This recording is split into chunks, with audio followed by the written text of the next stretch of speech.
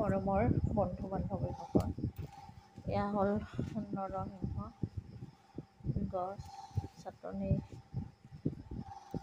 খোৱাৰ কাৰণে বহুত ভাল, আঞ্জাও খাব পাৰি। এয়া ভেদাইলতা উঠাই আছোঁ পাত চাটনি খোৱাৰ বাবে। মাজে মাজে আমি মাছেৰে আঞ্জাও খাওঁ, বহুত ভাল বডি গুণেৰে ভৰপূৰ, বহুত বেমাৰ আজাৰৰ কাৰণে ভাল। আজি বহুত গৰম, দিনটো গৰমৰ কাৰণে ভালে লগা নাই। যি হওক আৰু এই গৰমত আমি এই আজি থৈকিৰা টেঙা অলপ তিয়াই থলোঁ আৰু ইয়াৰ পানীখিনি খালে বহুত উপকাৰ পোৱা যায়।